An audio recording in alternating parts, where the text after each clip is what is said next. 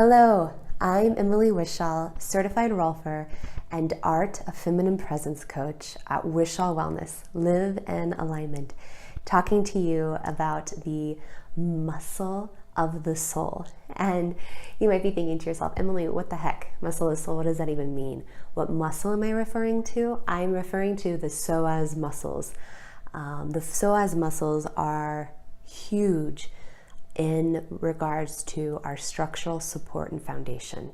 It is the only muscle that attaches the leg to our spine. I have my little spine here to help with the anatomy. So where this muscle comes from, it's our main hip flexor. So this muscle, it's important to know the anatomy for what I'm about to share with you. So it attaches to the front of the lumbar spine from about L1 and then L4, L5 down. And then it actually goes through the pelvis and attaches to the inside of the upper thigh. So now you have a little reference for where it's coming from. So that's when it's the only muscle that attaches the legs to the spine. And ideally in movement, particularly walking and hip flexion, that movement is initiated from our true core, from our spine. What happens is this muscle, almost from this time of birth, well, not from the time of birth, but when maybe, 7, 8 years old, or probably about the time we go to school, and what do we start doing? We start sitting. And if you think about the anatomy of sitting, I'm sitting right now talking to you, that muscle is actually shortened, it contracts. And we're in such a hustle bustle world, constant distraction from cell phones, traffic, noise. So we're almost always in a low level state of stress, so a fight or flight response. And the psoas muscle tenses up in regards to that. It directly affects and impacts that muscle. So not only is it shortened from sitting, but it also is under a load of stress because of this kind of anxious world that we live in. So it's huge for structural support, thinking of that anatomy. Why am I referring to it as the muscle of the soul? I'm not the first one to call it that. I am simply going from my own experience and from research and things that I've read. So I want to first share with you a little of my own personal experience with this, and some of my own story with Rolfing, which some of you probably don't know. So I was halfway through. This was the second time I was receiving what's called the 10 series of Rolfing. And the 10 series is the foundation of Rolfing. Basically, it's 10 different sessions that work through the entire body with the ultimate goal of helping our bodies come back into our natural alignment. Session 5 is all about the psoas muscle.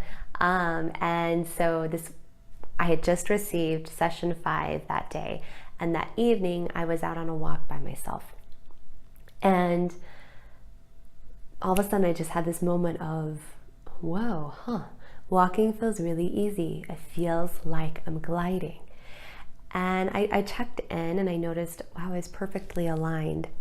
And I was standing up totally straight, walking with such ease. And it wasn't hard. I wasn't efforting. I wasn't trying to have the forced put on efforted posture we're taught, right? Of sucking in my stomach, of putting my shoulders back, this very armored, very protected way of being.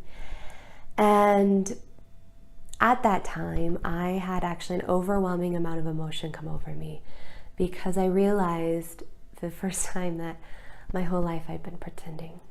I had been pretending by putting on from like the age of 8 when I first felt like I was fat, so I better suck in my stomach because God forbid we have a stomach because we eat food.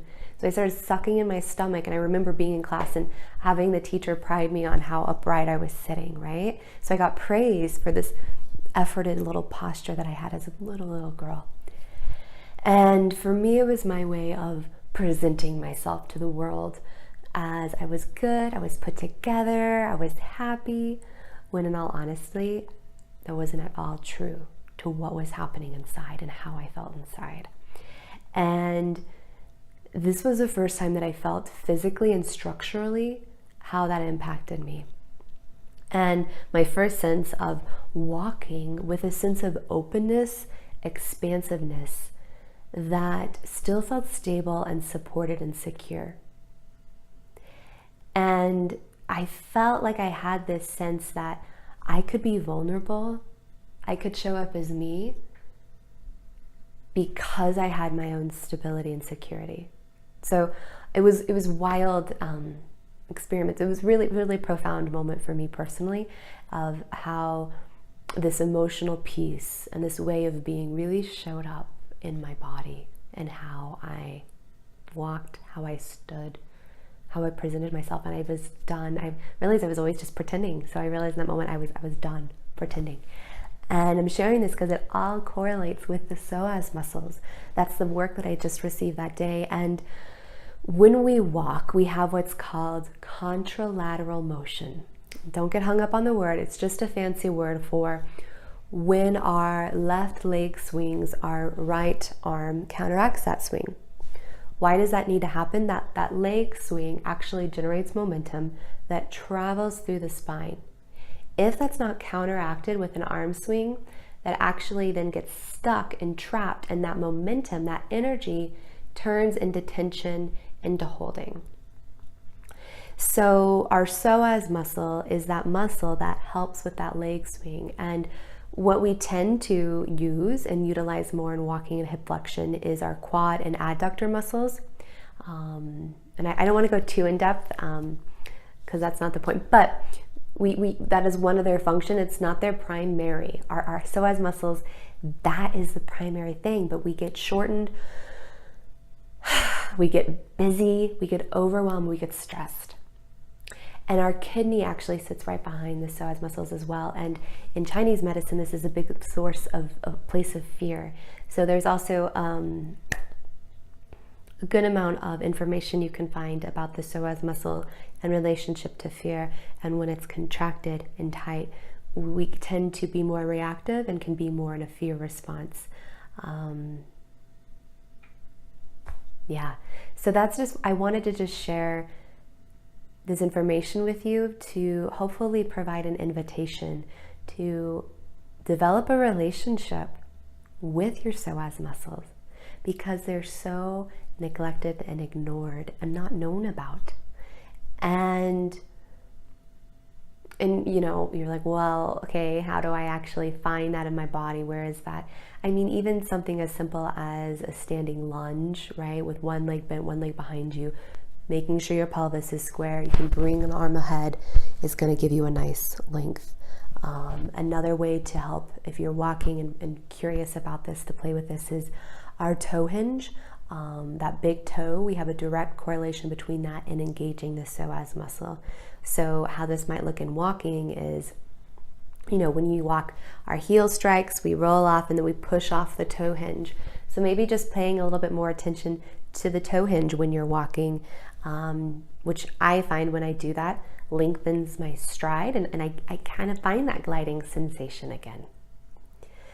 So our psoas muscles are also, they attach into the respiratory diaphragm. So there's a pull when it's tight into the breath. So dysfunctional breathing, digestive issues, you know, low back pain, knee pain, hip pain, not all of the time. I'm not making an overarching assumption, not all of the time, but often a big piece of that has to do with what's happening at the psoas muscle.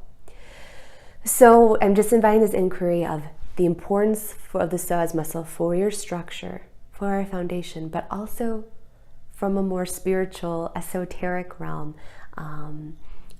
or just emotional, right?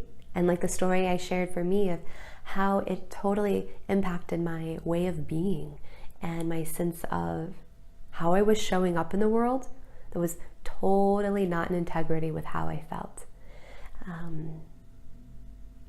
So I hope this was helpful, or just more inviting you to a curiosity within your own body of where this muscle is. And if you are curious to learn more, or if either the two of the ways I invited you to play with it, the toe hinge or stretching with the lunge, are confusing to you, just reach out to me, email me, call me. I'm happy to chat and connect over the phone or over email to support you in finding your psoas muscle and contacting that, so that you can experience greater ease, greater alignment, release fear, release anxiety, all by stretching out the psoas muscle.